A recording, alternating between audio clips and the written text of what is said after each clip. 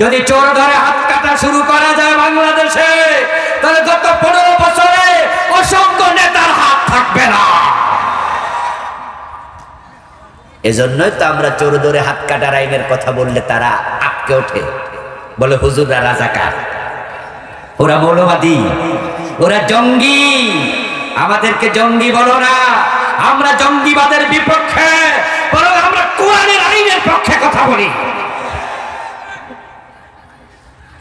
বলে এই যে কোরআনের আইনগুলো মধ্যযুগীয়, এগুলো নাকি মধ্যযুগীয় আইন, বর্বরিত আইন, বর্বরচিত আইন, নাউজুবিল্লাহ পড়ে না। হ্যাঁ, বলে যে যদি চোর ধরে হাত কেটে দেয় তাহলে চোর ভাত খাবে কি দিয়ে? আমরা বলি বাবারে কি মানবতার দরদিও, হাত কাটবে চোরের, টেনশন করে নেতা। আমরা কি নেতাদের হাত কাটতে বলেছি কোনোদিন? নেতাদেরকে আমরাও তো শ্রদ্ধা করি, আমরা তো চোরের হাত কাটতে বলি, নেতার হাত না। নেতা টেনশন করার কারণ বাড়িতে আয়নার সামনে দাঁড়ালে আয়নার ভিতরে নেতা চোর দেখতে পায়।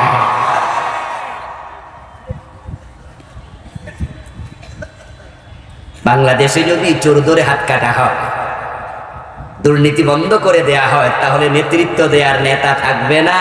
সাদাবাজি বন্ধ করলে কর্মী খুঁজে পাওয়া যাবে না। কর্মীরা চলে অধিকাংশ দলে চাঁদাবাজি কইরা, আর নেতারা চলে দুর্নীতি কইরা।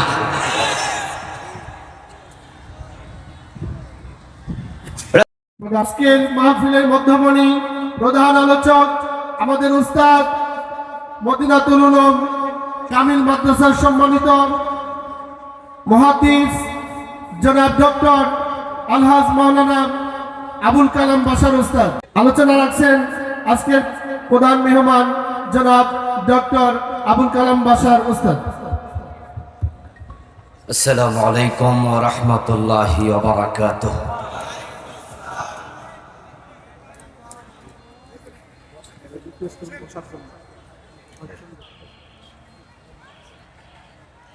আলহামদুলিল্লাহ আলহামদুলিল্লাহি নাহমাদুহু ওয়া নাস্তাঈনুহু ওয়া নাস্তাগফিরুহু ওয়া নাউযু বিল্লাহি মিন শুরুরি আনফুসিনা ومن سيئات أعمالنا من يهد الله فلا مضل له ومن يضلل فلن تجد له وليا مرشدا وأشهد أن لا إله إلا الله وأن محمدا عبده ورسوله أما بعد فقد قال الله تعالى في كلامه المجيد أعوذ بالله من الشيطان الرجيم بسم الله الرحمن الرحيم هو الذي أرسل رسوله بالهدى ودين الحق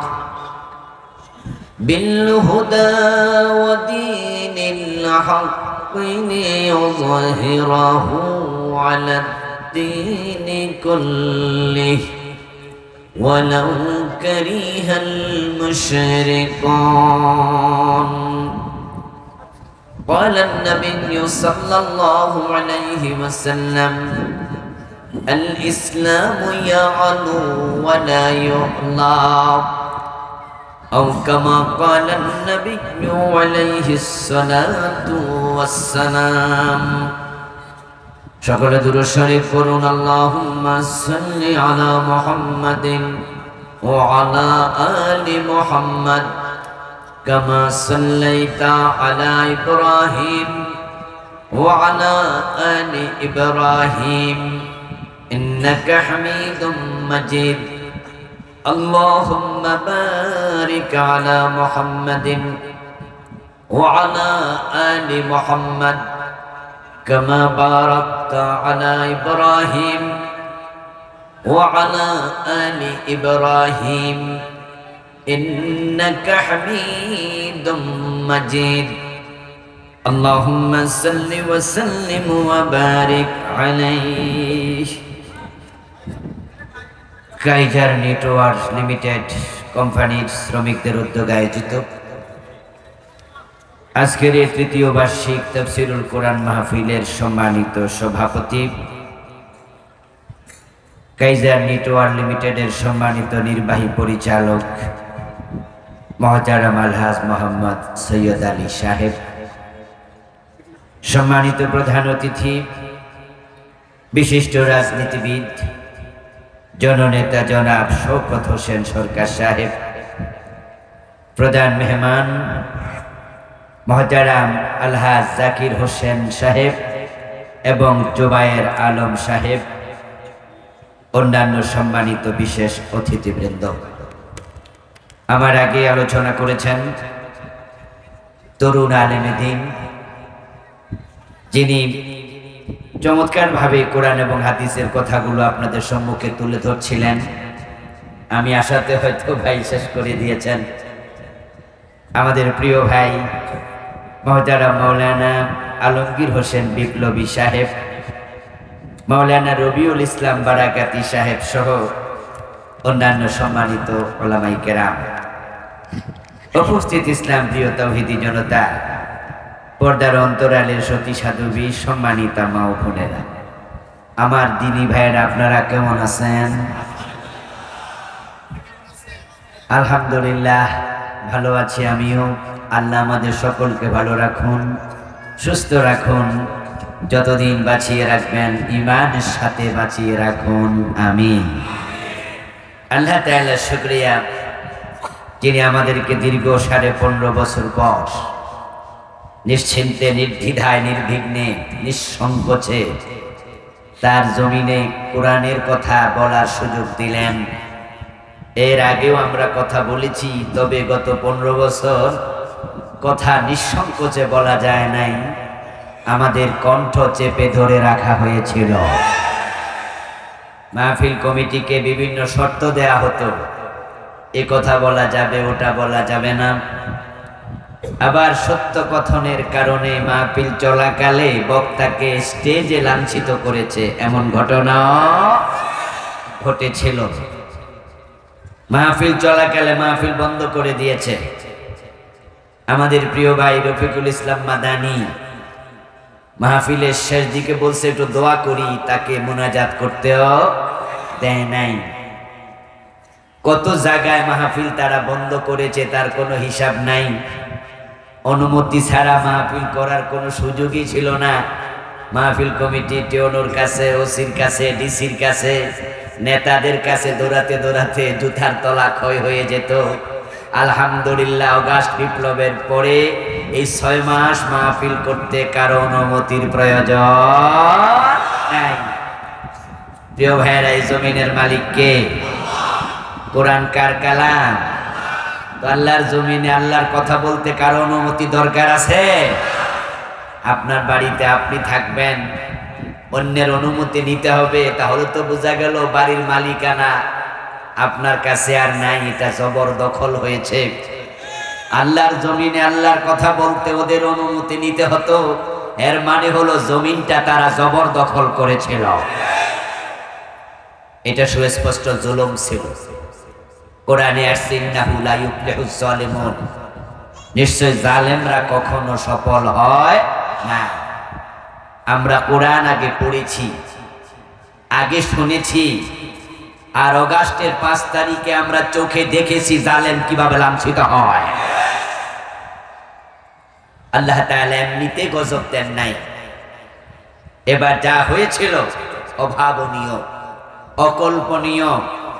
এবারের একশান সরাসরি আরশের মালিক নিয়েছে, যার কারণে ছোট ছোট পোলাপান রাস্তায় নেমেছে, আমাদের বোনেরা মায়েরা রাস্তায় নেমেছে। তারা পাখির মতো গুলি খেয়েছে, কিন্তু রাস্তা ছেড়ে পালিয়ে যায় নাই। অকল্পনীয় সাহস তাদের বুকে সঞ্চারিত করেছেন কে? কারণ আল্লাহর জমিনটাই আল্লাহর কোরআনের কথা বলার ক্ষেত্রে বাধাগ্রস্ত হয়েছে। আলহামদুলিল্লাহ, এখন সে বাধা বিঘ্ন আর নাই। আমরা এখন কোরআনের কথা মন খুলে বলতে পারি, ঠিক না? তো আলেমরা যদি মন খুলে কোরআনের কথা বলে, মন খুলে কোরআনের কথা শোনার জন্য, শ্রবণ করার জন্য শ্রোতাও ভালো হওয়া দরকার, আছে কিনা? তো যেভাবে ভাইরা দাঁড়িয়ে আছে, এটা তো ভালো লাগছে না। মনে হয় যেন আপনারা আপন ভাই, তারা আমাদের সৎ ভাই। এই আচরণ করলে কেমনে হবে? বসার তো জায়গা আছে প্রিয় ভাইরা। মাহফিলের কি আদব নাই? মাহফিলের সাথে আদব রক্ষা করা দরকার নাই? আমি অনুরোধ করব, 10 মিনিট সময় হাতে আছে, 10 মিনিটে শোনেন। আপনার জরুরত থাকলে আস্তে করে উঠে আপনি আবার চলে যান। আপনারাও দয়া করে যারা এইদিকে দাঁড়িয়ে আছেন প্রিয় ভাইয়েরা, কষ্ট করেন, ভলান্টিয়ার ভাইরা হেল্প করুন। মাহফিলের সৌন্দর্যটা নষ্ট করবেন না প্লিজ। জায়গা যদি না থাকতো দাঁড়িয়ে থাকতেন, কোনো কথা ছিল না। মাশাআল্লাহ, অনেকে বসে যাচ্ছেন। যাদের বুকে কাঠ ঝুলানো আছে তারা ছাড়া অন্য একজনও দাঁড়িয়ে থাকবেন না প্লিজ। মেহেরবানি করে বসে যান। আল্লাহ তাআলা আমাদেরকে তার কোরআনের কথা আমল করার নিয়তে বলার এবং শোনার তৌফিক দিন। সবাই বলুন আমিন। যে আল্লাহ তাআলা বাড়িতে সুযোগ আমাদের দিলেন, আমরা আলোচনার শুরুতে তাকে কৃতজ্ঞতা জানাই, ধন্যবাদ জানাই। সবাই মিলে একবার জোরে জোরে কালিমাত শুকর করি আলহামদুলিল্লাহ। আমার প্রিয় দিনী ভাইয়েরা, আমি আপনাদের সম্মুখে পবিত্র কোরআন মাজিদ থেকে সূরাতুস সফের 9 নম্বর আয়াতে কারিমা তিলাওয়াত করেছি। নবীজি সাল্লাল্লাহু আলাইহি ওয়াসাল্লামের পবিত্র মুখনসৃত ছোট্ট একখানা হাদিসে নববী পাঠ করেছি। আল্লাহ তাআলা তৌফিক দিলে এখান থেকে কিছু কথা বলবো ইনশাআল্লাহ। সূরাতুস সফের 9 নম্বর আয়াতে মূলত আল্লাহ তাআলা একটি মেসেজ দিয়েছেন। সেই মেসেজটি হলো আমাদের প্রিয় নবী সাল্লাল্লাহু আলাইহি সাল্লামের এই পৃথিবীতে আগমনের উদ্দেশ্য কি ছিল। রাসূলুল্লাহকে আল্লাহ তাআলা পৃথিবীতে কেন পাঠিয়েছেন, উম্মতের এটা জানা দরকার আছে না নাই? জানতেই হবে। কারণ রাসূলকে মেনে চলা, অনুসরণ করা নফল না ফরজ? জবাব দিন, কথা বলুন, নফল না ফরজ? ফরজে কিফায়া না ফরজে আইন? যদি রাসূলকে মেনে চলা ফরজ হয়, এবার বলুন তো মানা আগে না জানা আগে? ইলম আগে না আমল আগে? ইয়েস, আগে ইলম, আগে জানা। এজন্যই তো পবিত্র কোরআন মাজিদের যত হুকুম, যত বিধান আল্লাহ তাআলা নাজিল করেছেন, তার মাঝে 1 নাম্বার হুকুমটাই ছিল ইকরা বিসমি রাব্বিকাল্লাযী খালাক। পড়ো তোমার রবের নামে যিনি সৃষ্টি করেছেন। প্রথম অর্ডারটি কেন হলো পড়ো? আমার প্রিয় ভাইয়েরা, বলুন তো জানার সাথে পড়ার সম্পর্ক আছে কিনা? না পড়লে জানবেন কেমনে? এখন বাংলাদেশের লোকেরা শুনে বেশি না পড়ে বেশি? এজন্যই তে দেশে ইলমের দুর্নতা চলছে। আমরা সবাই শুনে শুনেই ইসলাম মানতে পছন্দ করি, অথচ শোনার চেয়ে পড়ার গুরুত্ব শতগুণ বেশি।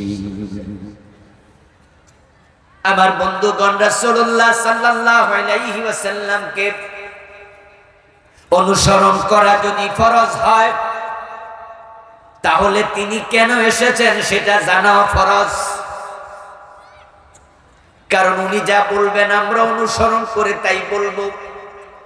উনি যা করবেন, রাসূল যা করেছেন আমরা তাই করব। রাসূল যখন করেছেন, যেভাবে করেছেন আমরা সেভাবে করব। রাসূলুল্লাহ সাল্লাল্লাহু আলাইহি ওয়াসাল্লাম আমাদের জন্য মডেল, আমাদের জন্য সোয়া কদওয়া, নামুজাজ, আইকন, আইডল। তিনি ইমাম, তার জীবনটাই আমাদের জন্য অনুকরণীয়, অনুসরণীয়। উনার মতো করে জীবন না সাজালে জান্নাত পাওয়া যাবে না। আল্লাহ তাআলা বলেছেন, লাকাদ কানা লাকুম ফি রাসূলিল্লাহি উসওয়াতুন হাসানাহ। ও দুনিয়ার মানুষ, আমি রাসূলুল্লাহর জীবনে তোমাদের জন্য উত্তম আদর্শ রেখেছি। তার জীবনের লক্ষ্য আমাদের জীবনের লক্ষ্য এক হওয়া লাগবে। উনি যেভাবে খেয়েছেন সেভাবে খাওয়া, এটা ইসলাম। উনি যেভাবে ঘুমিয়েছেন সেভাবে ঘুমাবেন, এটা ইসলাম। উনি ডান পা দিয়ে মসজিদে ঢুকেছেন, আপনিও ডান পাই দেবেন, এটা ইসলাম। টয়লেটে ঢুকতে উনি বাম পা দিয়েছেন, আপনি বাম পা দেবেন, এটা ইসলাম। উনি ডান হাতে খেয়েছেন, আপনিও ডান হাতে খাবেন, এটা ইসলাম। উনি মাগরিবের ফরজ 3 রাকাত পড়ছে, আপনি 4 রাকাত পড়লে হবে না, 3 পড়তে হবে, এটা ইসলাম। উনি আল্লাহু আকবার বলে নামাজ শুরু করেছে, আপনি আল্লাহু আকবার বলে শুরু করবেন, এটাই ইসলাম। তিনি সালাম ফিরিয়ে নামাজ শেষ করেছেন, আপনিও তাই করবেন, এটাই ইসলাম। উনি আদালতে কোরআন দিয়ে ফয়সালা করছে, বিচার করছে। চোর ধরে হাত কেটেছে, ডাকাত ধরে শুলে দিয়েছে, জেনা করলে পাথর মেরেছে, আল্লাহর আইনে আপনিও আদালতে বিচার করবেন, এটাই ইসলাম।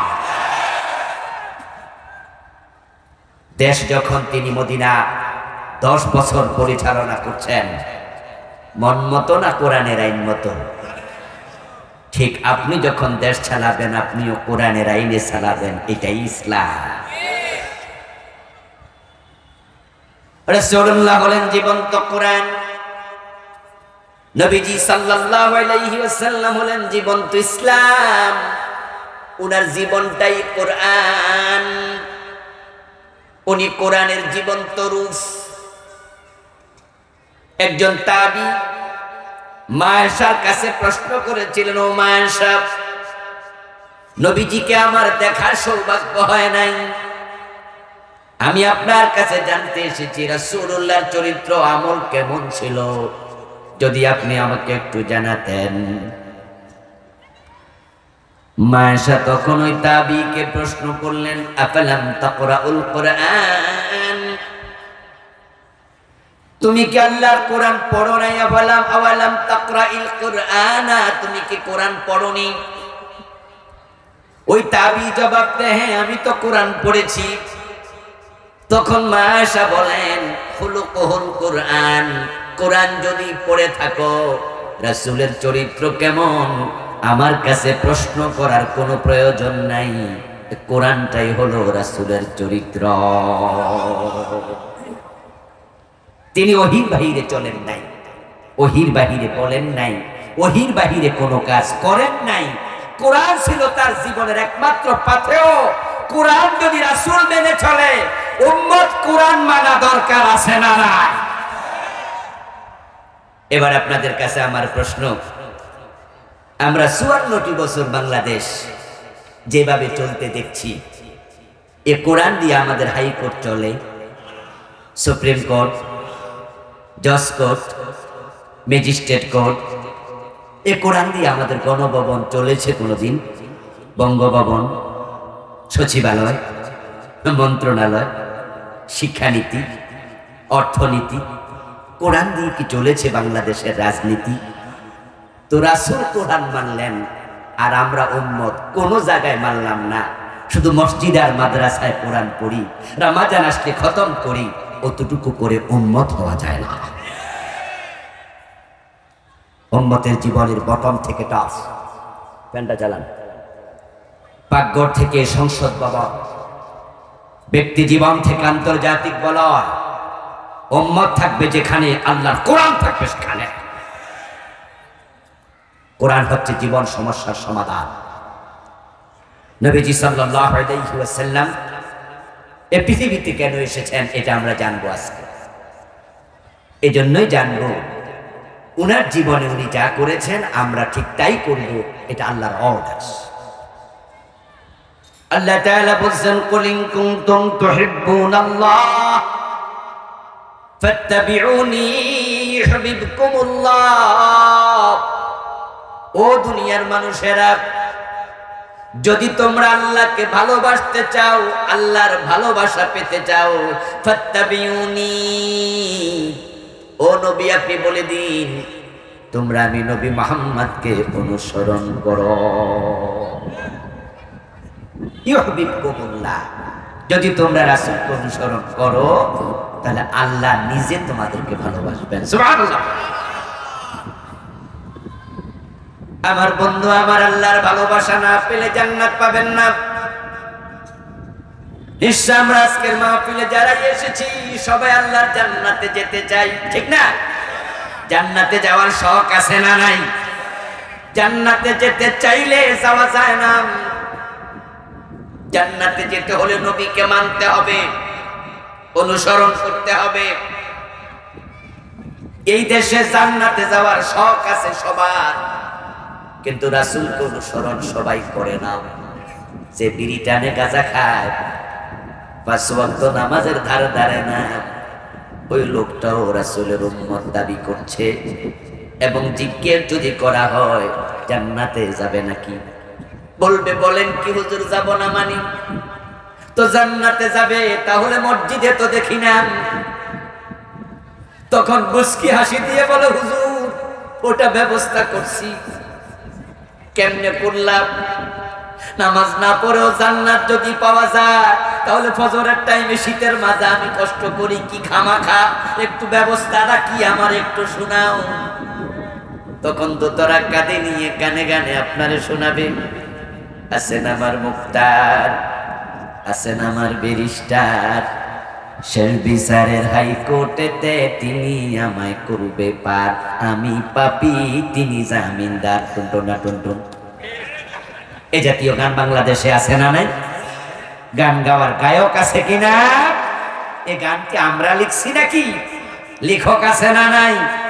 কেউ লিখেছে, কেউ গাইতেছে, কেউ বিশ্বাস করে বসে আছে তার পীর তাকে জান্নাতে নেবে, তাই আল্লাহকে সেজদা না দিয়া পীরের পায়ে সেজদা দিচ্ছে। যারা পীর সাহেবের পায়ে সেজদা দেয় ওরা কি জান্নাতে যাওয়ার শখ নাই? হেরাও জান্নাতে যায়, পীরকে খুশি করবে। সেজদা দিলে পীর সাহেব খুশি হবে। তে হাসরের ময়দানে ওরে তরাইয়া নেবে, সাথে করে নিয়ে যাবে। আছেন আমার মুখতার, আছেন আমার ব্যারিস্টার, শেষ বিচারের হাইকোর্টেতে তিনি আমায় করবে পার।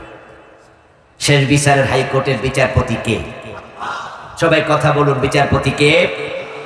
তাহলে দেখুন তার আইডিওলজিটা কি, তার মনস্তত্ত্বটা কি, চিন্তাটা কি।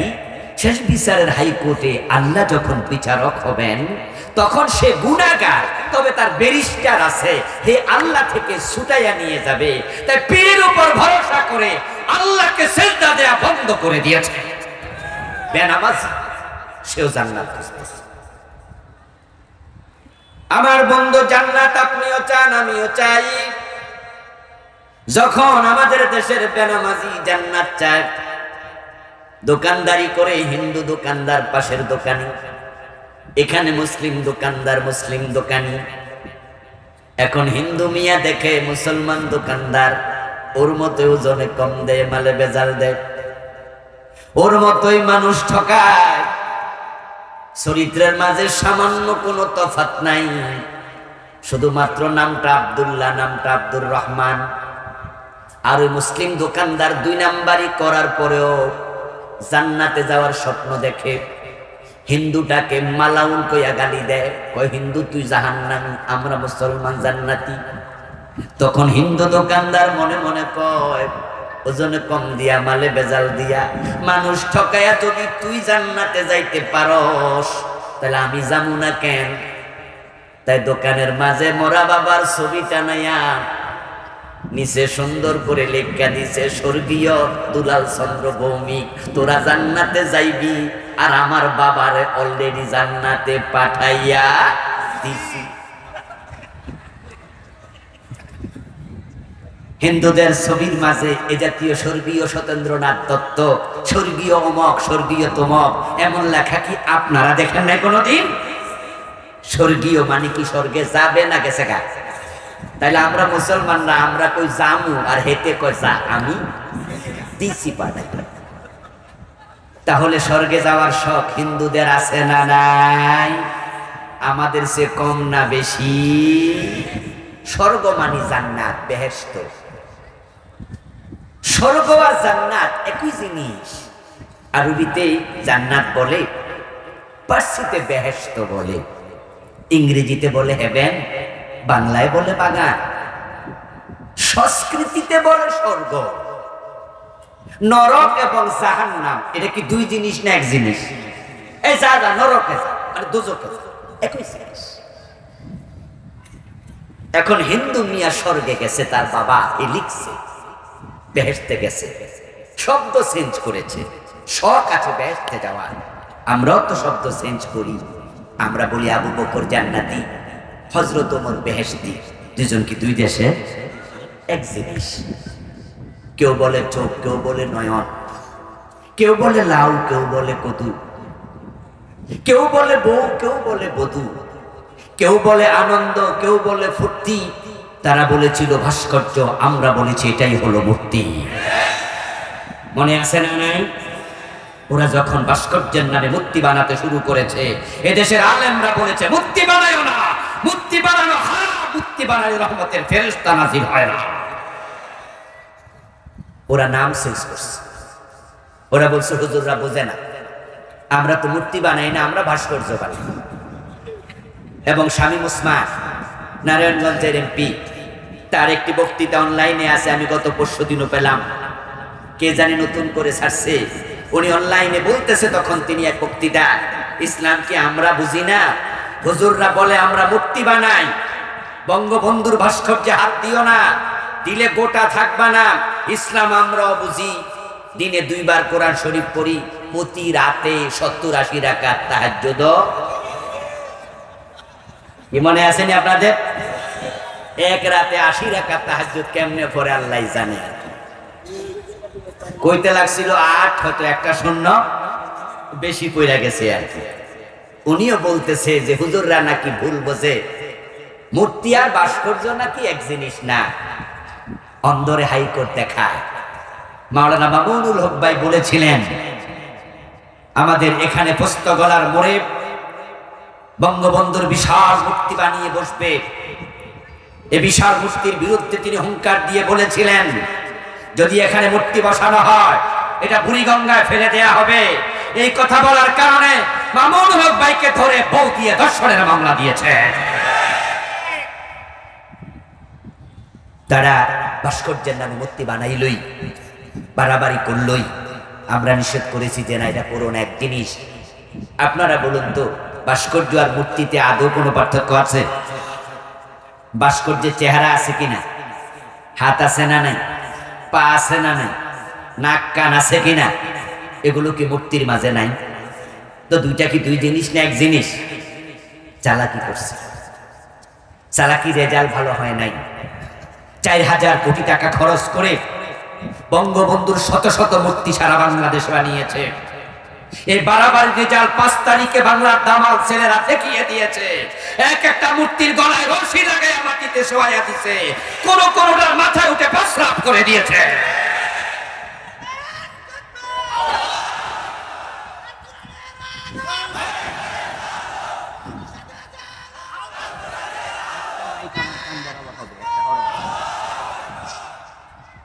আমার প্রিয় ভাইয়েরা, চালাকি করে করে কিছু মানুষ আছে শব্দ চেঞ্জ করে 2 নাম্বারই করে। এ চাচা আপনি সুদ খান কেন? মানুষ সমালোচনা করে, বলে যে তোমার চাচা সুদ খায়। বাতিজারে চাচা কয়, মানুষের কইস আমার চাচা এখন সুদ খায় না, এখন মুনাফা খায়। আগে খাইছে বাংলা, এখন খায় আরবিতে খায়, ইংরেজিতে খায় ইন্টারেস্ট। আমার বন্ধুগণ, মূর্তি এবং ভাস্কর্যে যেমন কোনো পার্থক্য নাই, জান্নাত আর স্বর্গে কোনো পার্থক্য নাই, এক জিনিস। হিন্দু ভদ্রলোকেরও শখ আছে তার বাবা স্বর্গে যাক, জান্নাতে যাক, এজন্য তিনি লিখেছেন ছবির মাঝে স্বর্গীয় দুলাল চন্দ্র ভৌমিক। আপনাদের কাছে আমি কনসেপ্টটা জানতে চাই, আপনারা সবাই বলুন তো, কোন হিন্দু কি জান্নাতে গেছে? যাওয়ার কোনো সম্ভাবনা আছে? কিন্তু শখ আছে না? না। এবার আপনাদের কাছে আসি,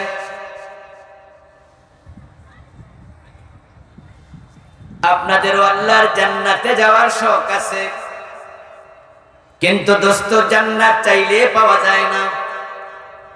রাসূলুল্লাহ সাল্লাল্লাহু আলাইহি ওয়াসাল্লাম 1450 বছর আগে বলেছেন, আমার উম্মত হবে 73 দল, তার মাঝে জান্নাতি হবে মাত্র 1 দল। তাহলে রাসূলুল্লাহর উম্মতে তো 72 দল জাহান্নামী হবে। আপনাদের কাছ থেকে জবাব চাইবো, সহজ সহজ প্রশ্ন, সহজ উত্তর। বলুন তো, রাসূলের উম্মত কয় দল? এইমাত্র বললাম কয় দল? জান্নাতি কয় দল? তাহলে জান্নাতি বেশি না জাহান্নামী বেশি?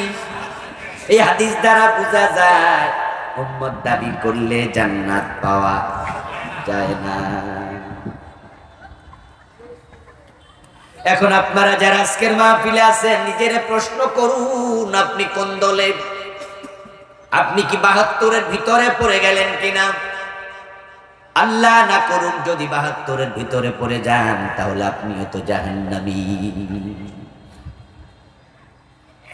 قال رسول الله صلى الله عليه وسلم كل امتي يدخلون الجنة إلا من أبى। নবীজি বলেন, আমার সব উম্মত জান্নাতি হবে, তবে অস্বীকারী জান্নাত পাবে না, সে হবে জাহান্নামী। ইলা মান আবা ইয়া রাসূলুল্লাহ। কোন একজন সাহাবী দাঁড়ায়া গেলেন, হে আল্লাহর রাসূল, অস্বীকারী উম্মত আবার কে? রাসূলুল্লাহ জবাব দেন, মান আতাআনি দাখালাল জান্নাত ওয়া মান আসানি ফাকাদ আবা।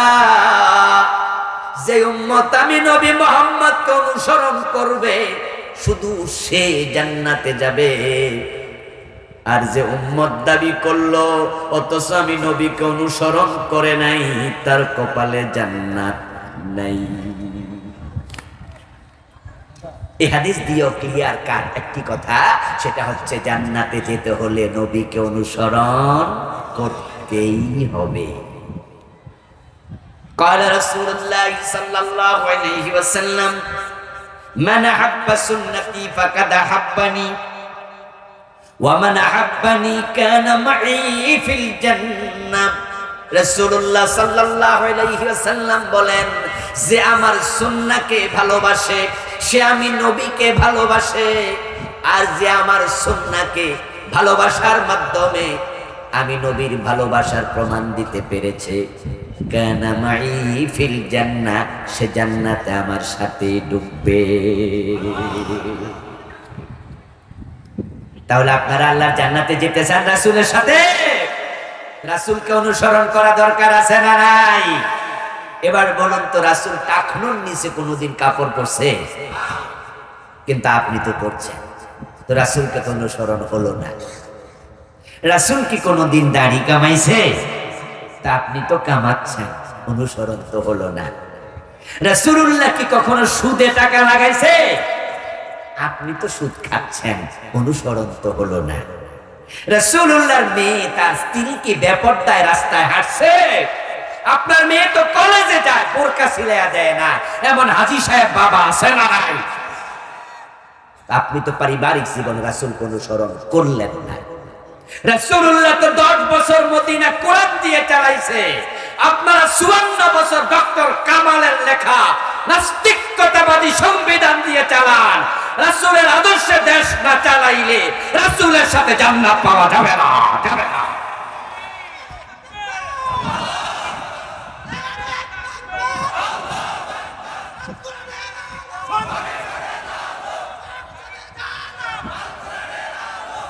আমার প্রিয় ভাইরা, তাহলে আমরা যে কোরআনের আইনের কথা বলি, এটা রাসূলুল্লাহর জীবনে এই আমলটা আছে না নাই?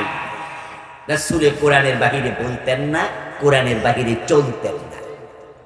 কোরআনে যা আছে হুবহু মানতেন। আল্লাহর হাবিব সাল্লাল্লাহু আলাইহি সাল্লাম হিজরত করলেন মক্কা থেকে মদিনায়। 17 মাস তিনি মসজিদ আকসার দিকে ফিরে নামাজ পড়লেন। উনার মনে মনে তামান্না, যদি আমার কিবলাটা মসজিদে হারাম হতো, কারণ তার জন্ম মক্কায়। মসজিদে হারামকে দেখে দেখে তিনি বেড়ে উঠেছেন, বড় হয়েছেন। উনার পূর্বপুরুষ ইব্রাহিম আলাইহিস সালাম এই মসজিদে হারাম কাবা তিনি বানাইছেন। তাই তিনি মনে মনে তামান্না করেন, হায় রে, আমার কিবলা যদি মসজিদে হারাম হতো। 17 মাস চলে গেল। একদিন প্রিয় নবী যোহর অথবা আসরের নামাজ পড়াচ্ছিলেন, পিছনে সাহাবারা মুক্তাদি। 2 রাকাত নামাজ শেষ হলো, বাকি 2 রাকাত পড়ার জন্য আত্তাহিয়াতুর পর রাসূল দাঁড়ালেন। এই অবস্থায় জিবরিল আমিন আসলো, কোরআনের আয়াত আল্লাহ নাযিল করলেন, ফাওয়াল্লি ওয়াজহাকা শাতরাল মসজিদিল হারাম। ও আমার রাসূল, আপনার কিবলা আমি পরিবর্তন করে দিয়েছি, আপনার চেহারা কাবার দিকে ফিরান। সুবহানাল্লাহ। প্রিয় নবীর অন্তরে তামান্না আল্লাহ পূর্ণ করে দিলেন। হাদিসে যোহর নামাজের কথাও আসছে, আসরের নামাজের কথাও আসছে। যোহর এবং আসরের ফরজ কয় রাকাত? সহজ প্রশ্ন, জবাব দেন না ভাই। কয় রাকাত? রাসূল পড়েছেন 2 রাকাত, বাকি আছে কয় রাকাত? এখন রাসূল ভাবতে পারতেন আমার চেহারা কাবার দিকে ফিরানোর জন্য আল্লাহ তাআলা বলছেন এই মাত্র, যেহেতু এই ওয়াক্তের নামাজ অলরেডি 2 রাকাত পড়ে ফেলেছি, তাহলে পরের ওয়াক্ত থেকে কাবার দিকে ফিরে নতুন করে নামাজ পড়ব। কিন্তু আমার রাসূল আল্লাহর অর্ডার মানতে 1 সেকেন্ড দেরি করেন নাই, তিনি নামাজের ভিতরে কাবার দিকে ফিরে গেছেন। ওই মসজিদে কিবলা হয়ে গেল 2টা। 2 রাকাত হলো মসজিদে আকসার দিকে, 2 রাকাত হলো মসজিদে হারামের দিকে। এই জন্য মদিনার সে মসজিদটার নামই হলো মসজিদু যিল কিবলাতাইন, 2 কিবলার মসজিদ। রাসূলের কাছে ইসলাম আসছে, মানতে 1 সেকেন্ড দেরি করে না। আর আমাদের কাছে কোরআন আছে, এই 54 বছরে আল্লাহর কোরআন দিয়ে একদিনও দেশ চালাই নাই। যারাই দেশ চালাইছে কোরআনের বাহিরে, সবাই মামলা আসামি হওয়া লাগবে আখিরাতে। মামলা করবেন নবী মুহাম্মদ নিজে। আল্লাহ তাআলা বলেন, ক্বালার রাসূলু ইয়া রাব্বি ইন্না কওমি ইত্তাখাযু হাযাল কুরআনা মাহজুরা। হাশরের দিন রাসূল বলবেন, ও আমার রব, আমার জাতি, আমার উম্মত, আমার রেখে আসা কোরআন তাদের জীবনে তারা বর্জন করেছে। আমি তাদের বিরুদ্ধে তোমার কাছে মামলা দিলাম, বিচার তুমি করো। আপনাদের কাছে আমার সহজ সরল প্রশ্ন, বুঝলে একটু জবাব দিয়েন। 71-এ যখন দেশ স্বাধীন হয়, 72-তে যখন সংবিধান বানানোর জন্য একটা কমিটি বানানো হয়, ওই কমিটির প্রধান করা হয় ডক্টর কামাল হোসেনকে। আপনাদের কাছে আমার জিজ্ঞাসা, ডক্টর কামাল হোসেন চাইলে কি সংবিধান বানানোর সময় আল্লাহর কোরআনের আইনগুলো ঢুকানোর সুযোগ ছিল না? কিন্তু ঢুকাইছে। আল্লাহ কইছে চোর ধরে হাত কাটো। বেটা চাইলে কিন্তু আইনটা ঢুকাইতে পারে। বেটা ঢুকাইছে ব্রিটিশ আইন, চোর ধরে জেলে দাও। আমার প্রশ্ন, কোরআনের আইন থাকতে ব্রিটিশ আইন কেন দরকার? আপনাদের কাছে আমার জিজ্ঞাসা, কোরআনের আইন উত্তম না ব্রিটিশ আইন উত্তম? তো এই আইনটা তো ছিল, ডক্টর কামাল কেন ঢুকাইল না? কারণ আছে। কারণ হচ্ছে তারা জানে কোরআনের আইন যদি ঢোকে আর চোর ধরে হাত কাটা শুরু হয়, তাহলে তাদের মতো অসংখ্য রাজনীতিবিদ নিজের হাত থাকবে না। অধিকাংশ রাজনীতিবিদ ধান্দাবাজ, তারা দেশের টাকা চুরি করে বিদেশ পাঠায়, দেশের টাকা চুরি করে কানাডা বেগম পাড়া বানায়। সাবেক প্রধানমন্ত্রী শেখ হাসিনা উনি নিজেই কিন্তু বলেছেন, উনার বাড়ির ফিয়ন কত কোটি টাকার মালিক। আমরা বলছি না, প্রধানমন্ত্রী বলছে। সাবেক প্রধানমন্ত্রী বললেন তার ফিয়ন 400 কোটি টাকার মালিক, এবং শেষে বললেন হেলিকপ্টার ছাড়া চলে না। এখন আপনারা বলুন তো, 400 কোটি টাকা চাকরি করে কামাইছে না চুরি করেছে? যদি চোর ধরে হাত কাটা শুরু করা যায় বাংলাদেশে, তাহলে গত 15 বছরে অসংখ্য নেতার হাত থাকবে না। এজন্যই তো আমরা চোর ধরে হাত কাটার আইনের কথা বললে তারা আটকে ওঠে, বলে হুজুররা রাজাকার, ওরা মৌলবাদী, ওরা জঙ্গি। আমাদেরকে জঙ্গি বলো না, আমরা জঙ্গিবাদের বিপক্ষে, বরং আমরা কোরআনের আইনের পক্ষে কথা বলি। বলে যে কোরআনের আইনগুলো মধ্যযুগীয়, এগুলো নাকি মধ্যযুগীয় আইন, বর্বরিত আইন, বর্বরচিত আইন, নাউজুবিল্লাহ পড়েন। হ্যাঁ, বলে যে যদি চোর ধরে হাত কেটে দেয় তাহলে চোর ভাত খাবে কি দিয়ে? আমরা বলি বাবারে কি মানবতার দরদিও, হাত কাটবে চোরের, টেনশন করে নেতা। আমরা কি নেতাদের হাত কাটতে বলেছি কোনোদিন? নেতাদেরকে আমরা তো শ্রদ্ধা করি, আমরা তো চোরের হাত কাটতে বলি, নেতার হাত না। নেতা টেনশন করার কারণ, বাড়িতে আয়নার সামনে দাঁড়ালে আয়নার ভিতরে নেতা চোর দেখতে পায়।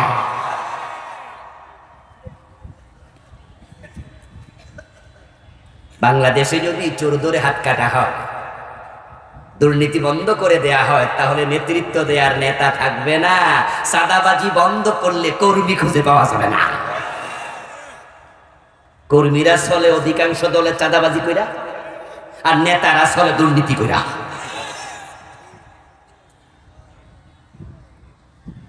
রাসূলুল্লাহ সাল্লাল্লাহু আলাইহি ওয়াসাল্লামের জীবনের লক্ষ্য কি? আল্লাহ তাআলা পবিত্র কোরআন মাজিদের 3টা সূরাতে বলেছেন। সূরাতুস সাফ আয়াত নাম্বার 9, সূরাতুল ফাত আয়াত নাম্বার 28, সূরাতুত তাওবা আয়াত নাম্বার 33। 3টি আয়াতে 3টি সূরাতে আল্লাহ একই কথা 3বার বলেছেন। হুয়াল্লাযী আরসালা রাসূলাহু বিল হুদা ওয়া দীনিল হাক্কি লিইয়ুযহিরাহু আলাদ্দীনি কুল্লিহি। আমি রাসূলকে পাঠিয়েছি কোরআন দিয়ে, দ্বীনে হক ইসলাম দিয়ে। আমি আল্লাহর উদ্দেশ্য হচ্ছে আমার রাসূল জমিনে কোরআনের বিজয় করবে, ইসলামের বিজয় করবে। নবীর জীবনের লক্ষ্য ছিল ইসলামের বিজয়, ইসলামের বিজয়, ইসলামের বিজয়। ইসলামের বিজয় যদি না হয়, নবীর লক্ষ্যের সাথে তোমাদের জীবনের লক্ষ্য মিলবে না। রাসূলুল্লাহ হচ্ছেন ট্রেনের ইঞ্জিনের মতো, আর উম্মত গুলো হচ্ছে ওই ট্রেনের ডাব্বা, বগির মতো। ইঞ্জিন সামনে থাকে, বগি তার পিছনে থাকে। বলুন তো, যদি ইঞ্জিনের সাথে বগি যদি অ্যাটাচড না হয়, এটাকে শক্ত করে লাগানো না হয়, তাহলে কি বগি ইঞ্জিনের সাথে যায়? আর যদি লাগানো থাকে, তাহলে ইঞ্জিন যাবে যেখানে, বগিও যাবে সেখানে। রাসূলের জীবনের লক্ষ্যের সাথে যদি আমরা দিন বিজয়ের জীবনের লক্ষ্য বানাতে পারি, রাসূল টেনে টেনে জান্নাত পর্যন্ত নিয়ে যাবে। আল্লাহর জান্নাত পাওয়ার জন্য আমরা দিন বিজয়ের কথা বলি। এখন রাসূলুল্লাহ সাল্লাল্লাহু আলাইহি সাল্লামকে আল্লাহ তাআলা দিন বিজয়ের দায়িত্ব কেন দিলেন? দিন বিজয়ের দায়িত্ব জন্যই দিলেন, দিন যদি বিজয় না হয়, সমাজে নামাজ কায়েম হবে না। দিন যদি বিজয় না হয়, যাকাত প্রতিষ্ঠিত হবে না। দিন যদি বিজয় না হয়, সুদী ব্যাংক বন্ধ করা যাবে না। দিন যদি বিজয় না হয়, চুরি ডাকাতি দর্শন খুন বন্ধ হবে না। দিন যদি বিজয় না হয়, মাদক বন্ধ হবে না। কারণ এই যে কয়েকটা কথা বললাম, প্রত্যেকটা রাষ্ট্রের আইনের সাথে সম্পৃক্ত। ইসলামে আছে মদ খেলে 80 বেত লাগাও, জবাব দিন তো 80 বেত কি ব্যক্তির দায়িত্ব না রাষ্ট্রের? জেনা করলে 100 বেত লাগাও, বিবাহিত হলে পাথর মেরে হত্যা করো, এটা ব্যক্তির কাজ না রাষ্ট্রের কাজ? চোর করলে, চুরি করলে চোরের হাত কাটো, এটা ব্যক্তির কাজ না রাষ্ট্রের কাজ? তো যদি রাষ্ট্রে দিন বিজয়ী না হয়, ইসলামের এই আইনগুলো সমাজে প্রতিষ্ঠিত করা সম্ভব না। এই যে আমাদের দেশের খতিবেরা বক্তারা জুমার মসজিদে ৩.৫ লাখ খতিব, মাহফিলের সিজনে হাজার হাজার বক্তা, কত ফির কত দোস্ত বুজুর্গ সুদের বিরুদ্ধে ওয়াজ করতেছে। এই ৫৪ বছরে সুদের বিরুদ্ধে বাংলাদেশ আমলে ওয়াজ হয়েছে অনেক। কত বড় বড় হুজুর সুদের বিরুদ্ধে ওয়াজ করতে করতে মরে গেছে। বলুন তো, সুদ কি মারা গেছে না আরো জোয়ান হয়েছে? তাহলে ওয়াজ দিয়ে সুদ বন্ধ তো হলো না, বরং বাংলাদেশে প্রতি বছর ২টা ৩টা ৫টা করে নতুন নতুন সুদী ব্যাংক অনুমতি পায়। মাঝে মাঝে সাইনবোর্ডে এমন কিছু ব্যাংকের নাম দেখি যে নাম আমি এর আগে জীবনে শুনিও নাই। তখন বুঝছি হয়তো এটা গত বছর নতুন অনুমতি পাইছে। এখন ওয়াজ তো হলো, সুদ তো বন্ধ হলো না। কিন্তু যদি ১৫১ জন এমপি সংসদ ভবনে সুদের বিরুদ্ধে একটা বার নেগেটিভ শব্দ না বলে দেয়, এক শব্দে আইন হবে, সুদ বন্ধ করতে একদিনের বেশি লাগবে না।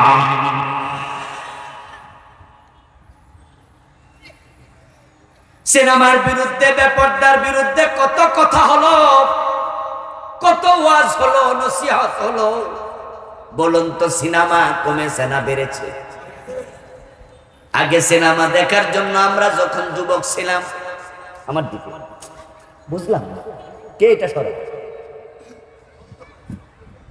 আমি বাঁচলে না তোমার ওয়াজ হবে, তা আমার যদি শব্দ না হয় তোমার ওয়াজ হবে, ধরো না, এটা আমার দিকে ফেরান, তবে হয় নাই, ডাইরেক্ট আমার দিকে, এটা ধরবা না। আর একটু ওকে, কি জানি বলছিলাম? ও সিনেমা। আমাদের সময় আমরা যখন ছাত্র ছিলাম তখন সিনেমা হল প্রতি থানাতেও ছিল না, জেলা সদরে ছিল। এবং আজকে যে টেলিভিশন আছে, টেলিভিশনে কিন্তু সিনেমা দেখানো হতো না। বাংলাদেশে একটাই টেলিভিশন ছিল, বিটিভি। তখন মাসেও একবার সিনেমা চলতো না। কিন্তু ২১ টেলিভিশন আইসা প্রতি সপ্তাহে একটা সিনেমা যখন ঢুকাইছে, ওইটা দেখে বিটিভি মাসে একটা ঢুকাইছে। সিনেমা দেখার জন্য জেলা সদরে যাওয়া লাগতো। হুজুরদের ওয়াজের ফাঁক ফুকর দিয়া এখন সিনেমা যুবকদের পকেটে পকেটে সিনেমা হল লইয়া ঘুরছে।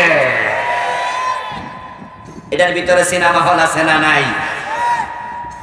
এরপরে এবার আসলো জি বাংলা স্টার জলসা, জি সিনেমা, জি প্লাস, আরো কত, এই যে ডজন ডজন চ্যানেল ঢুকেছে। ওয়াজ করে এগুলো বন্ধ করা যাবে না। কুরআনওয়ালাদেরকে ক্ষমতায় পাঠাও, জি বাংলা একদিনে বন্ধ হয়ে যাবে।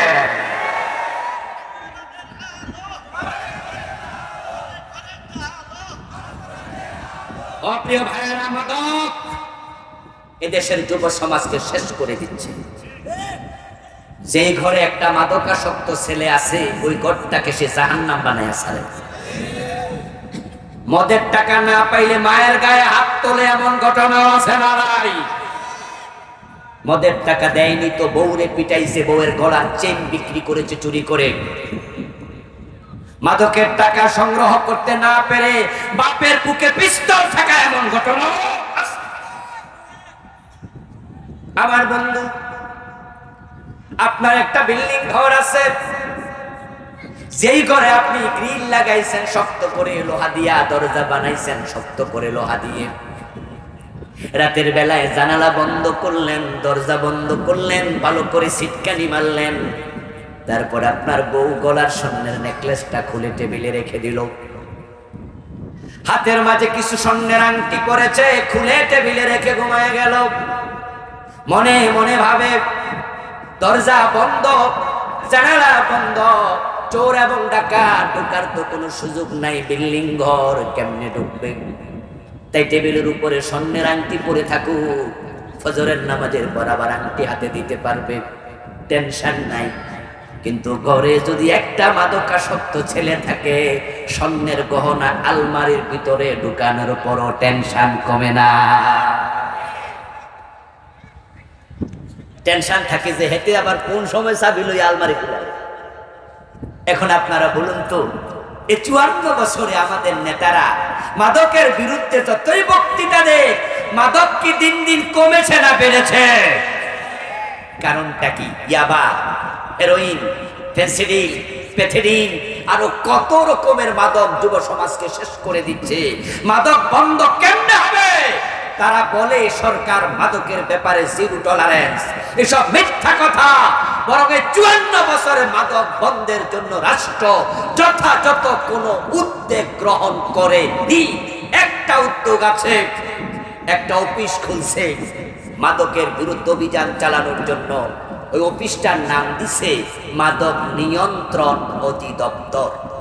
আপনাদের কাছে আমার জিজ্ঞাসা, আমরা কি মাদক নিয়ন্ত্রণ চাই না নির্মূল চাই? কিন্তু ওরা দেখেন মাদক নির্মূল কোন অধিদপ্তরই বানায় না, বানাইছে নিয়ন্ত্রণ। নিয়ন্ত্রণ মানে কি? কিছু কিছু খাও, এটা কথা। নির্মূল দরকার নাই, চালুক মাঝে মাঝে চলুক। আচ্ছা, ড্রাইভার যখন 100 মাইল গতিতে গাড়ি চালায়, 80 মাইল গতিতে চালায়, তখন যাত্রীরা বলে, এই ড্রাইভার গাড়ি কন্ট্রোল করো, নিয়ন্ত্রণে চালাও। নিয়ন্ত্রণ মানে কি ব্রেক বন্ধ করে বয়ে থাকবে, স্টার্ট বন্ধ করে? নিয়ন্ত্রণ মানে হলো 60-এ চালাও, 50-এ চালাও। সরকার দেখেন অধিদপ্তর বানাইছে, মাদক নিয়ন্ত্রণ অধিদপ্তর। এর মানে তারাই নির্মূল করতে চায় না। তাই তো তাদের ছেলেরা, তাদের কর্মীরা, অনেক নেতা নিজে হোটেল সোনারগাঁয়ে গিয়ে মদের আড্ডা দেয়। সেরাটনে, রেডিসনে মাদকের বার আছে, ওখানে ওরা মদ খায়, মেয়েদেরকে নিয়ে নাচে, আনন্দ করে। গরিবের ছেলে মদ খেলে তাকে ধরে থানায় দেয়, পুলিশ ধরে নেয়, ঠেঙ্গানি মারে। আর দড়ির ছেলে হোটেল সেরাটনে মদ খায়, মেয়ে নিয়ে লাফালাফি করে, ওখানে পুলিশ সেলুট দেয়। এক দেশে দুরকম আইন দিয়ে কখনো মাদক বন্ধ হবে না। মাদক যদি বন্ধ করতে চাও, ওমরের মতো 80 বেতের আইন চালু করে দাও।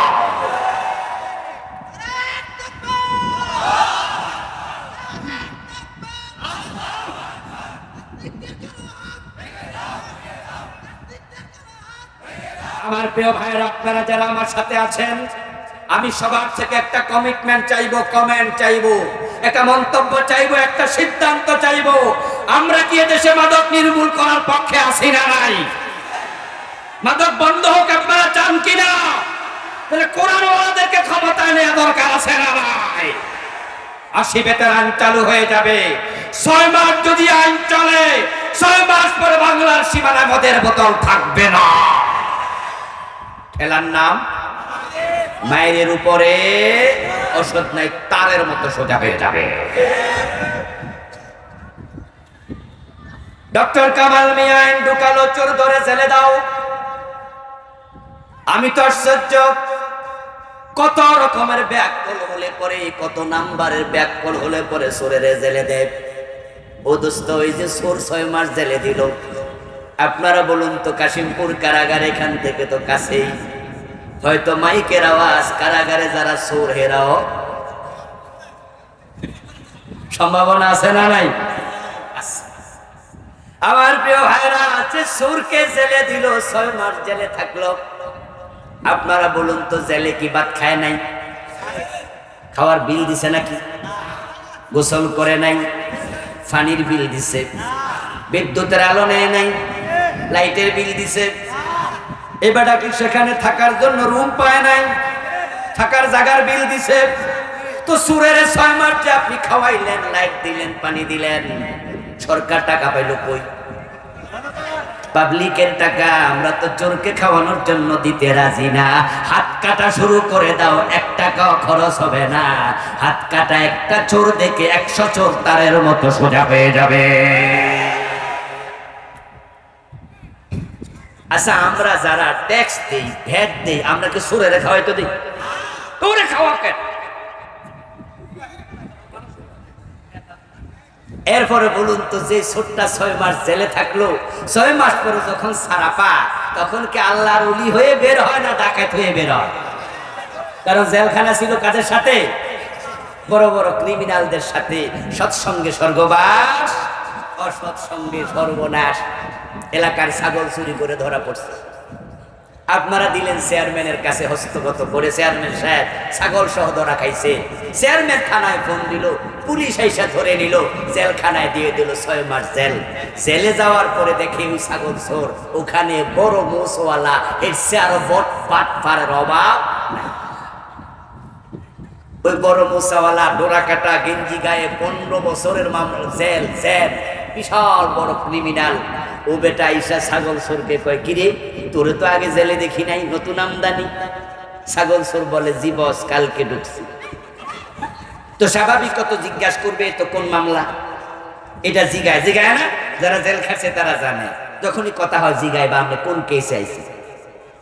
এই জন্য যারা যে মামলা থাকে তাদের বুকের মাঝে মামলার নাম্বার টাম্বারও থাকে, বোঝা যায় যে কে কি মামলায়। কার্ডের মাঝে মামলার কার্ড আছে, লেখা থাকে ধারাগুলো। জিজ্ঞাসা করতেছে কি মামলা। এখন লজ্জায় তো কয় না ছাগল চুরি, কারণ ছাগল চোরও তো জানে এই কথা কি কওয়া যায়। ওই মুসওয়ালা চোখ তাকায় বড় করে তাকায় কবি না সিনো জামারে, কয় যে বস ছাগল চুরি করছে। এখন এবার ওই মুসওয়ালা কই, বেডা তোদের মতো সিসকে চোরের কারণে জেলখানার বদনাম, জেলে যেহেতু আসবি কিছু কই রাইতি, এখন তো ছাগল চোর কই কি রে? তাহলে আমি যেটা করছি এটা কোনো অপরাধী না। তো বস আপনি কি করছেন? বলে, বেটা ব্যাংক ডাকাতি করতে গেছিলাম রে, কপাল খারাপ, ধরা খাইছি, না হয় এক রাতে কোটিপতি। ব্যাংকের লকারে কি কোটি কোটি টাকা থাকে না? বাংলাদেশে ব্যাংক ডাকাতি করতে ধরা খাইছে এমন জেলখানার কয়েদি আছে না? ওর সাথে দেখা হয়েছে তো। ছাগল চোর মনে মনে ক্যালকুলেশন করে, বলে কি রে, আমি তো 40 বছর ছাগল চুরি করে 10 লাখ টাকা পাইনি, আর এই বেটা এক রাতে কোটিপতি। বস কেমনে কি? কয় মাস? কয় 6 মাস। কয় যা শিখবে আসি তো তোরে মনি সাগরেত মানে। কেমনে গাড়ি চুরি করে, গাড়ি ডাকাতি করে, কেমনে ব্যাংক ডাকাতি করে, কেমনে বড় বড় ক্রাইম করে, ওই খারাপ মানুষের সাথে থেকে থেকে এই সবগুলা তালিম নেয়, এগুলো তারবিয়ত নেয়, এগুলো শিখে। আর তখন ছাগল চোর বলে আফসোস করে, জেলে আরো আগে আসলাম না। এলাকার চেয়ারম্যান জেলে দিছিল, তাই তার উপর ক্ষোভ ছিল, কিন্তু তালিম পাই এখন আর ক্ষোভ নাই। চেয়ারম্যানের জন্য আরো দোয়া করে যদি আরো আগে ধরত। 6 মাস পরে যখন মেয়াদ শেষ, তার সাজা, জেল থেকে ছাড়া পায়, তখন সে জেলখানার মাটি ছুঁয়া কসম করে ছাগল মাগুনা দিল। আর কারণ সে কি এখন চোর না ডাকাত? ডক্টর কামাল মিয়ারা কি আইন বানাইলো, যেখানে যাওয়ার পর চোর ভালো হয় না, ওই জেলে কেন ঢুকাবে? 6 মাস আমাদের টাকায় তাকে কেন খাওয়াবে? ইসলামের আইন মানো, হাত কাটা শুরু করে দাও। 10টা এমপি চোর, হাত কেটে দাও। 10টা মন্ত্রী চুরি করেছে, হাত কেটে দাও। 10টা সচিবের হাত কেটে দাও। ওই নেতারা হাত কাটা চোর দেখে আগামী 30 বছর আর চুরি করবে না। সোনার বাংলা হতে 2 যুগ লাগবে না। এখন চোর ধরে হাত কাটার আইন আমরা চিৎকার দিলে হয়ে যাবে? এই জন্য সংসদে কোরআনওয়ালা লোক দরকার আছে না নাই? তাই যারা চুরি করবে না, ডাকাতি করবে না, তাদেরকে সংসদে পাঠাও। আজ থেকে 15 বছর পিছনে যান, 2জন এমন মন্ত্রী আমরা পেয়েছিলাম যারা 3টা মন্ত্রণালয়ের মন্ত্রিত্ব করেছে 5 বছর, শিল্প, কৃষি, সমাজ কল্যাণ। তখন মেয়াদ শেষ হলো, ফখরুদ্দিন মঈনুদ্দিন সরকার আসলো, কত বড় বড় রাঘব বোয়াল ধরে জেলে দিল, চোর ধরলো, ডাকাত ধরলো, কিন্তু ওই 2 মন্ত্রীর 1 পয়সা দুর্নীতির অভিযোগ তারা দেখাতে পারে নাই। এতে বোঝা যায় কোরআনওয়ালাদের কাছে দেশ এবং দেশের সম্পদ নিরাপদ থাকবে। এমন একটা চমৎকার দেশ আমরা পেয়েছি, সত্যি আসলে এটা সোনার বাংলা। আমি জানি না একজন কবি, তার নামটা কি, তিনি লিখেছিলেন, এমন দেশটি কোথাও খুঁজে পাবে না কো তুমি, সকল দেশের রানী সেজে আমার জন্মভূমি। এই কবি কয় দেশে গিয়েছে আমি জানি না। রবীন্দ্রনাথ ঠাকুর বিলেত গিয়েছিলেন, উনি লন্ডনে গিয়েছিলেন। উনি দেখেছেন যে লন্ডনের আবহাওয়া আর বাংলাদেশের আবহাওয়া, সোনার বাংলা কেন বলবেন না? আল্লাহ তাআলা আমাকে ইউরোপ আমেরিকা সহ পৃথিবীর অনেকগুলো দেশ ঘোরার সুযোগ দিয়েছে, আমি কম্পেয়ার করে দেখেছি এই দেশের মাটির মতো উর্বর মাটি পৃথিবীতে কম, এই দেশের আবহাওয়ার মতো পৃথিবীতে আবহাওয়া কম। আমেরিকাতে খবর নেন, এখন আজকে এই টাইমে খবর নেন, নিউ ইয়র্কে দেখেন শীত কাকে বলে। আমেরিকার অসংখ্য অঙ্গরাজ্যে পড়ছে বরফ। ইউকে লন্ডনের খবর নেন, লন্ডনে পড়ছে এখন ঠিক -10, -50, -15, -30 বরফ ঢাকা থাকে 3 মাস 4 মাস। তুরস্কের খবর নেন, তুরস্কে এই অগাস্ট আমি গিয়েছিলাম, এমন অবস্থা বলল 3-4 মাস গাছের একটা পাতা থাকে না। আমেরিকার 3 থেকে 4 মাস গাছের পাতা থাকে না, ফল হয় না, ফসল হয় না। এরপরও তারা পৃথিবীর 1 নম্বর দেশ কেমনে হয়? আর আমার দেশে 12 মাস ফল হয়, ফসল হয়, আমরা কেন তলাবিহীন চুরি? কারণ শুধু একটা, আমাদের নেতাগুলো অধিকাংশ চোর এবং বাটপার।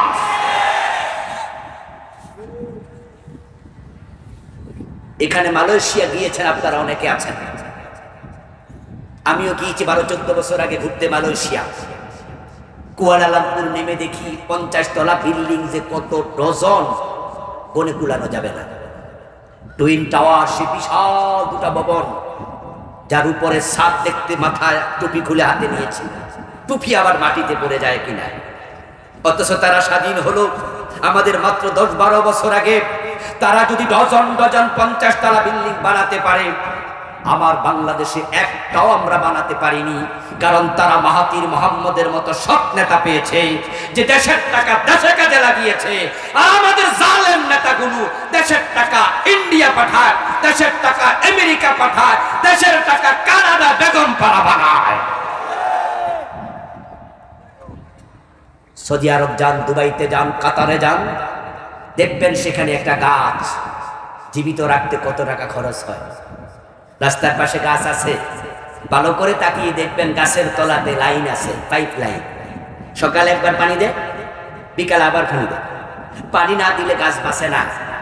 আর আমার মাটি, আমার দেশের মাটি, সুবহানাল্লাহ, একটা আম খেয়ে তার বিচিটা ফেলে দেন, 2 মাস পরে দেখবেন নিজে নিজে গাছ হয়ে যায়, 2 বছর পরে একা একা আম ধরা শুরু করে। উর্বরতা কাকে বলে? লাউ পেকেছে, নষ্ট হয়ে গেছে, শক্ত হয়ে গেছে, রান্না করে খাওয়া যায় না। মা বোনরা বলে যে লাউটা ফালাইয়া দে, একটু নষ্ট হয়ে গেছে, শক্ত হয়ে গেছে। ওই লাউটা পচে যায়, কাক পাখি এসে লাউয়ের গোটা খায়, আরেক জায়গায় কাক মল ত্যাগ করে, ওই মল থেকে লাউ গাছ হয়ে লাউ ধরা শুরু করে দেয় একা একা। এই দেশ তো পিছানোর কথা না, সত্যি সোনার বাংলা। ভালো মানুষের হাতে তুলে দাও, সোনার বাংলা হতে 2 যুগের বেশি লাগবে না। কপাল করা মুসলমান, এমন চমৎকার দেশ পাওয়ার পরেও, এত চমৎকার কোরআন পাওয়ার পরেও তারা ব্রিটিশ আইনের পিছনে ঘোরাচ্ছে। আমার রাসূলকে আল্লাহ তাআলা দায়িত্ব দিলেন দিন বিজয়ের। মক্কায় 13 বছর চেষ্টা করলেন, দিন বিজয়ের জন্য পারেন নাই। এবার মদিনার দিকে হিজরত করে রাসূল চলছেন।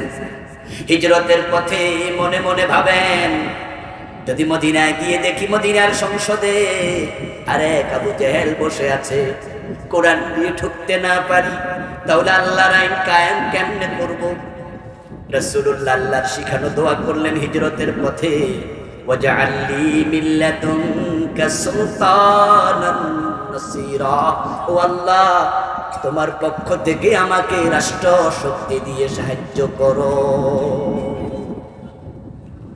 রাসূলুল্লাহ আল্লাহর কাছে ক্ষমতা চাইলেন, রাস্তা দোয়া কবুল। মদিনায় পৌঁছতে দেরি, মদিনার লোকেরা মাথায় তুলে নাচতে দেরি করে নাই। আউস, খাজরাজ, বনু নজির, বনু কুরাইজা, বনু কাইনুকা, ইহুদিরা, মুসলমানেরা, মুশরিকেরা সবাই মিলে রাসূলকে মদিনার প্রেসিডেন্ট বানায়া দিল। দিন বিজয় হয়ে গেল, কোরআন সংসদে ঢুকে গেল। মক্কার সংসদে কোরআন ঢোকে নাই, দিন বিজয় হয় নাই। এতে বোঝা যায় দিন বিজয় করার জন্য সংসদে কোরআন নিয়ে যাওয়া লাগে।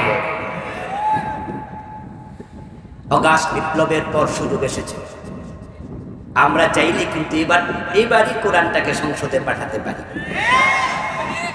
কোরআন সংসদে যাক, আপনারা চান কি না? ইতোমধ্যে শুনেছেন ইসলামী দলগুলো কাছাকাছি আসতে শুরু করেছে। আলেমরা যদি এক হয়ে যায়, জালেমরা পালিয়ে যাবে। আমরা মাথা তুলে দাঁড়ালে হতে পারে এবারই কোরআন সংবিধান হবে। সংবিধান হোক, কে কে চান হাত তুলে দেখা। নারায়ে তাকবীর, নারায়ে তাকবীর। হাত নামা। আমার প্রিয় ভাইরা, একা একা কোরআন সংবিধান হবে না, সেজন্য আমাদেরকে চেষ্টা করতে হবে, দাবি তুলতে হবে, কাজ শুরু করতে হবে। ইতিমধ্যে অন্তর্বর্তীকালীন সরকার সংবিধানের জন্য একটি নতুন কমিটি করেছে, সদস্য সংগ্রহ চলছে। কথা উঠেছে সংবিধান ব্যর্থ, তাই এটা সংস্কার প্রয়োজন। সংবিধান সংস্কারের প্রস্তাব উঠেছে, আপনারা কি শোনেন নাই যে সংবিধান সংস্কার করা দরকার? আমি বলতে চাই 18 বার তো সংস্কার করেছ, 72 তে লেখা হয়েছে, আজ পর্যন্ত 18 বার পরিবর্তন করেছ, লাভ হয় নাই। সেই লাউ সেই কদু। আমরা বলবো সংস্কার লাগে না, ছড়ায়া দাও সংবিধান, কোরআনকে ঘোষণা করে না। কোরআন যদি সংবিধান হয়ে যায়, তাহলে আমাদের লাভ দুনিয়াতেও হবে, আখিরাতেও হবে। আসুন কোরআনকে সংবিধান বানানোর জন্য, দ্বীনের বিজয়ের জন্য সবাই মিলে একসাথে কাজ শুরু করি। আল্লাহ তৌফিক দান করুন, সবাই বলি আমিন। হাযা মা ইনদি ওয়াল ইলমু ইনদাল্লাহ, আলাইহি তাওয়াক্কালতু ওয়া ইলাইহি উনীব। প্রিয় ভাইয়েরা, আমরা সংক্ষেপে একটু দোয়া করে, শ্রমিক ভাইয়েরা অনেক কষ্ট করে মাহফিলের আয়োজন করেছেন এবং এখানে কাইজার নেটওয়ার্ক লিমিটেড সহযোগিতা করেছেন এলাকার লোকেরাও। আমরা সবার জন্য একটু দোয়া করতে চাই।